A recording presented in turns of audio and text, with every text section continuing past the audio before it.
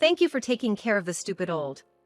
My brother-in-law and his wife had promised to move with my mother-in-law, who has dementia. However, they dumped her belongings and swiftly left, forcing us to take care of her. My husband and I were in shock. But my mother-in-law was nodding with a smile. However, today's smile from her wasn't her usual confused one. My mother-in-law waved at their car with a grin. And then she loudly said, "They don't have a home anymore." Huh? No more home? What in the world is she talking about?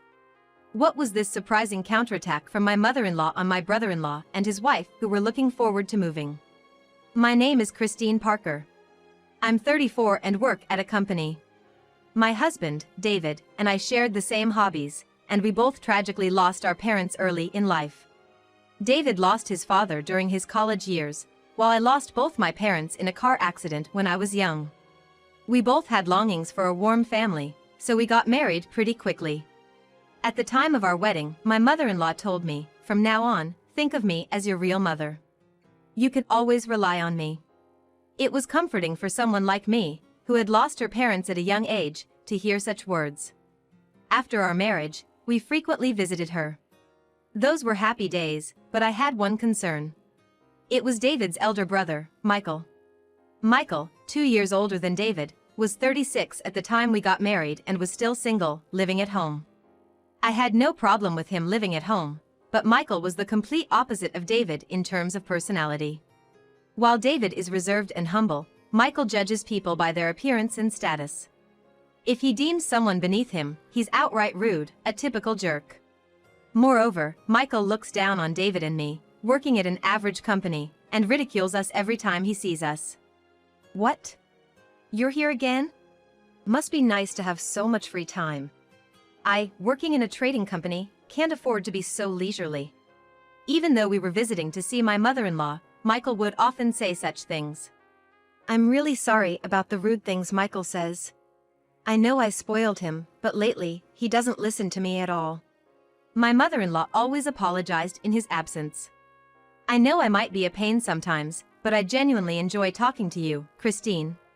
Do you think you'll visit again?" She had said that to me. We didn't want to leave her alone with Michael, and more than anything, I genuinely enjoyed our chats with her. So, David and I continued to visit her often. Then, about a year later, we suddenly heard that Michael was getting married. We knew Michael had found a girlfriend and had moved out, but was he getting married? It was quite the surprise for us. But after meeting his bride-to-be, it all made sense. Emily, the person my friend married, sure was a character with strong quirks. She identifies her occupation as a live streamer. "Girls as cute as me will always be in demand, no matter the age." Emily boldly stated this upon our first meeting, even though she's turning 35 this year. I'm not one to comment on someone's profession, but I was taken aback that she could confidently refer to herself as a cute girl at 35. While the rest of us were taken aback by Emily's boastful introduction, Michael was sitting next to her, nodding proudly. "We actually talked about wanting to become YouTubers as a couple, you know. But my company has a strict no-side job policy. They're so behind the times, aren't they?" I genuinely felt relieved that my brother-in-law's company had that policy, but I wondered if it was okay for Michael to be nearing 40 and still talking like that. As we listened with a mix of astonishment, Emily suddenly turned the conversation to me. "By the way, Christine, what do you do for work?" I wished she'd just leave me alone. Though I felt that way, I couldn't ignore her, so I briefly introduced myself. But as soon as Emily heard my story, she quickly responded, "Really? Doesn't that sound kinda bland? Are you actually enjoying your life doing that? Seriously. You guys seem to have such dull lives. It's a once-in-a-lifetime chance, you know. Gotta live it up or you're missing out." To top it all off, even Michael joined in with those remarks. With a concerned look on her face, my mother-in-law said, "Well, if you two have decided on this, I won't oppose your marriage. Just make sure you don't inconvenience others and work together to live an honest life." After my mother-in-law made her point clear, the two of them left in a hurry. I really wondered if those two would be all right in the future. Watching them leave, we exchanged worried glances. Michael was a handful on his own, and now there was another problematic person to deal with. Still, for my mother-in-law and David, Michael is a cherished family member just the same. We immediately began discussing how we should interact with the two of them moving forward. Despite our concerns, everything was peaceful for about a year. Are you sure you're okay on your own? Wanna come live with us? We had offered my mother-in-law to stay with us. However, she reassured us, I'm fine on my own. Don't worry about me. I have plenty of friends around here. Just focus on living a happy life together. Indeed, my mother-in-law is sociable and has many friends in the neighborhood. But she's already 63 years old. While folks in their 60s these days are still quite spry, we can't help but worry about the what-ifs. With these thoughts in mind, we visited her that day. Then, to our surprise, Michael and Emily had come over. In the year since they got married, they hadn't visited the house at all, yet now they were lounging around as if they owned the place. Oh? David, you guys are here too? What's the occasion? We come over every week. When David said that, Michael gave David a look as if he wanted to say something, but then turned to my mother-in-law and said, all right then, take care. With that, they promptly left. What were they here for? Then, David asked my mother-in-law, but she replied, it's nothing really. She didn't seem inclined to talk about it at all. Michael's last words had piqued my curiosity, so I chimed in, you say it's nothing, but there must be the reason. What was that? However, the mother-in-law just gave vague answers. Please, if there's anything going on, let us know anytime. In the end, we told her that and headed home for the day. That evening, David received a call from Michael. David, it seems like you guys visit Mom quite often. Could you stop? He blurted out such a thing unexpectedly. When pressed for an explanation, he said, you guys must be busy with work, right? Emily is working from home and will take care of Mom. So, just stop coming over. Then he abruptly hung up the phone. They've been married for a year, and after not seeing her for so long, this sudden demand seemed suspicious. What on earth is Michael thinking? Driven by our concerns, we visited her the following weekend. And, sure enough, Michael and Emily were there too. The moment Michael saw us, he looked irritated and said, what do you want? I told you, we're gonna take care of Mom. There's no need for you to come. We tried to defend ourselves, but my mother-in-law's subsequent words left us speechless. David, Christine, thank you for always coming over despite being busy. But, as Michael said, from now on he will be visiting. So, you two enjoy your weekends. To our shock, my mother-in-law was siding with Michael. Hearing this, a smug-looking Michael said, you heard what Mom said, right? If you get it, then get going. With that said, we were kicked out of the house. We couldn't believe it, but if my mother-in-law says so, there's nothing we can do. Still, concerned for her, we started calling her more often. Everything okay? You're doing well.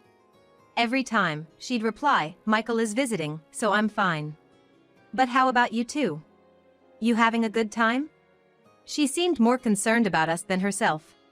We're having fun, but we'd like to see you from time to time. Can we come over this weekend? I've already made plans with Michael this weekend. I'm sorry, maybe next time. In the end, she'd always decline our visits. We didn't mind what Michael said, but when my mother-in-law pushed us away, it felt like a rejection, making us a bit lonely. Then one day, after days like that, David received another call from Michael. We're gonna move, so there's no point in you coming here anymore. David was at a loss for words with the sudden news. Michael was about to hang up the phone. In a panic, I quickly asked, why are you suddenly moving? Michael, with a sharp click of his tongue, replied, you guys haven't been to the house recently, so you probably don't know. Mom's going senile. We're worried about leaving her alone, so we're building a new house and moving. My mother-in-law is becoming senile? That can't be. She was fine the last time we spoke on the phone. But Michael snapped, you only talked to her briefly, right? How could you tell from that? She's got dementia. That's what's going on. And with that, he hung up. We hurriedly called my mother-in-law and asked, are you feeling all right? Everything okay?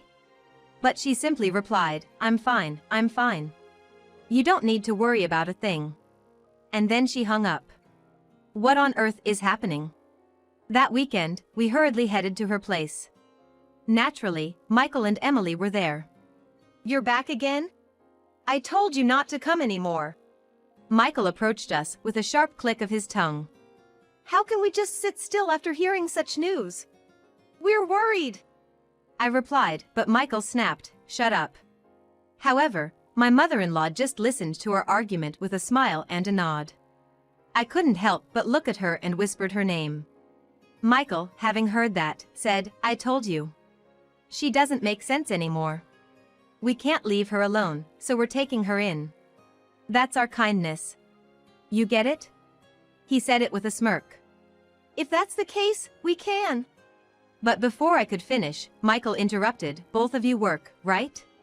What are you gonna do with this senile old woman during the day?"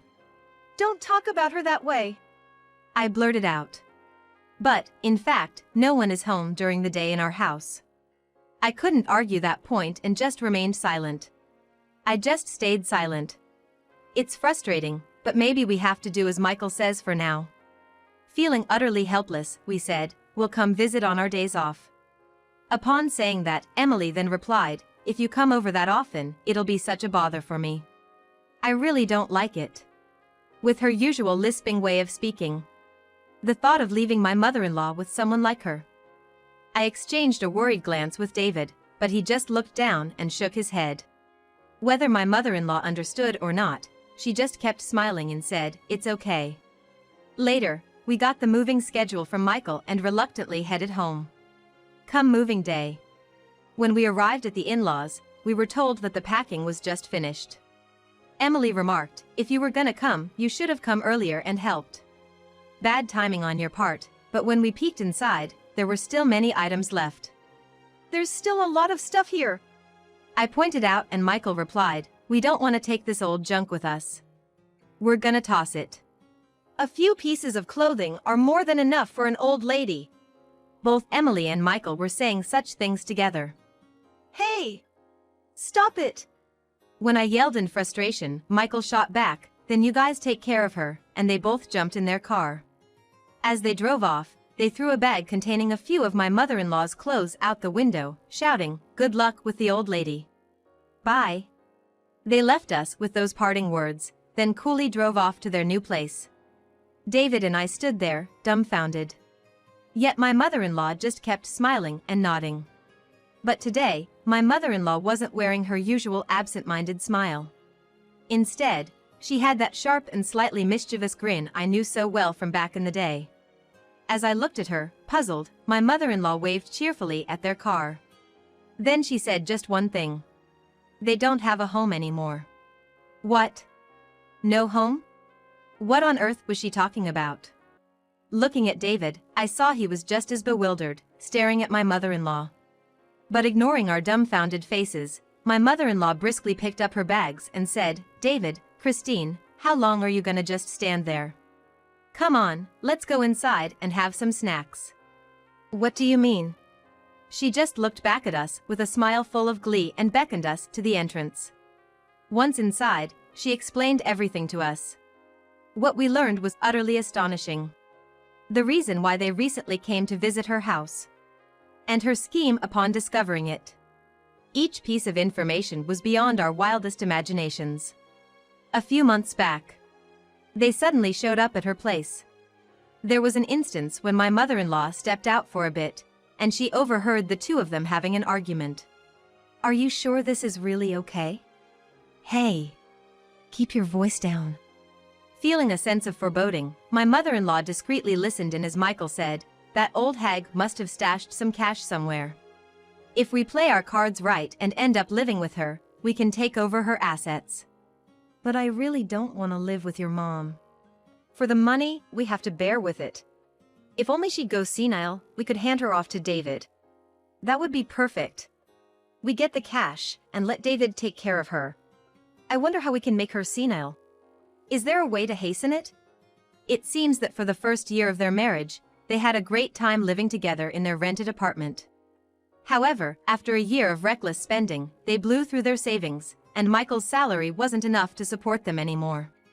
Emily claimed to be a live streamer, but she hardly had any fans and was only broadcasting to a handful of viewers out of self-satisfaction. Naturally, that meant no real income was coming in. With their day-to-day life becoming more challenging, the two even resorted to borrowing from loan sharks. Desperate, they plotted to get their hands on my mother-in-law's assets. My mother-in-law was widowed young, but as it turns out, my father-in-law had been in real estate. Taking over, my mother-in-law turned out to be quite wealthy from the real estate business. Upon overhearing this conversation, she thought if she passed on the assets as they were, it would ruin the two of them. If they wish for it, then I shall oblige and play the part of the forgetful one. With that thought in her mind, she decided to feign dementia to scare the two of them off. Unaware that she was just pretending to have dementia, the couple brazenly started discussing their plans to take over the assets right in front of her. No way, Mom's really lost it, huh? Emily, did you do something? Of course not. Maybe my wishes worked. But what are we gonna do now? If she's gone senile this early, will we actually get the money? Don't worry. First, we tell her we want to build a house to live together. That way, she'll build the house and put it in my name. Then, we say we need extra cash, and get another $100,000. I bet if we play up the dementia angle, David and the others will say we should take care of it. Once we have her blessing, we can pass her off and live it up in our new place. How about that? My plan's bulletproof, right? Yeah. Sounds awesome. But do you really think it'll go that smoothly? Don't worry about it. She's out of it, and plus, David and the others are so annoyingly righteous, it'll be fine. It's scary to think they were planning all along to dump her on us after securing the new house and the money. But my mother-in-law, even hearing this, didn't panic and continued her preparations calmly, pretending to be confused. We were like, if you had just told us. But she said, I didn't want to involve you guys. Sorry for the worry. My mother-in-law said that, laughing. However, hearing this, a question popped up for us. Wait a sec, but what about the house? When David said this, my mother-in-law chuckled, you'll see soon enough. It's about time, isn't it? Right at that moment, the phone rang. It was Michael. When my mother-in-law answered, he shouted, what the heck is this? Michael is yelling. They're telling me I can't live here because it's a rental contract. That's awful. You tricked us. Emily joined in, making a scene. Turns out, there was more to my mother-in-law's plan. My mother-in-law had conspired with a realtor, an old friend of her late husband, to prepare the new house they had bought to be rented out instead. And today, she was waiting on site for them. Moreover, she had inflated the cost and taken extra money from them to build a large parking lot, leaving them without any money to their name. With a smile, she informed them of this. Hey! I'm the owner of this house, aren't I? What gives you the right to do this? Oh? The owner? I seem to recall paying and putting it in my own name. You were supposed to be senile. Senile? What are you talking about? As you can see, I'm as sharp as ever. Damn you, old hag! I won't forget this. You'll never be forgiven. Michael was still yelling over the phone even now. But my mother-in-law, unfazed and calm, replied, Michael, knock it off. You're an adult now. It's time to stand on your own 2 feet. Relying on others and taking them for granted, making a fool of everyone around you. That's no way to go through life. After saying that, she nonchalantly hung up the phone.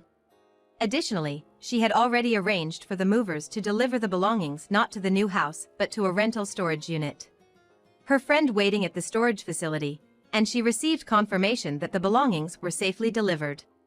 I thought Michael's plan was diabolical, but it turned out my mother-in-law was even craftier. After that, Michael and Emily stormed into my mother-in-law's house, still fighting furiously. But since they were making such a scene when they arrived, we ended up calling the cops. And when the police showed up, Michael got violent with them too and got himself arrested for obstructing an officer in the performance of their duties. Emily, who was watching, exclaimed, I didn't do anything, and then she just took off running. Even though Michael was arrested, he was released soon after since it was his first offense. With nowhere else to go, he was allowed to stay at the company dorm out of the company's goodwill, but the whole mess had become known at work, and he's feeling pretty small about it. But if he quits his job, he'll have neither a place to live nor any income. So, he's biting the bullet and desperately working. Emily asked Michael divorce and went back to her parents' house, but she's been disowned because of the whole ordeal, and I heard she's living and working at a nightclub now. As for me, after all that went down, I got transferred to a department at my company that allows remote work, so now I'm working from home. And so, we set up our new home near my mother-in-law's place and smoothly started living together with her. We've become really good friends with the real estate agent who helped us with the move and the neighbors around my mother-in-law's house, and now we even go out together as families. If only we had done this from the start. We chat about this, living peacefully day by day.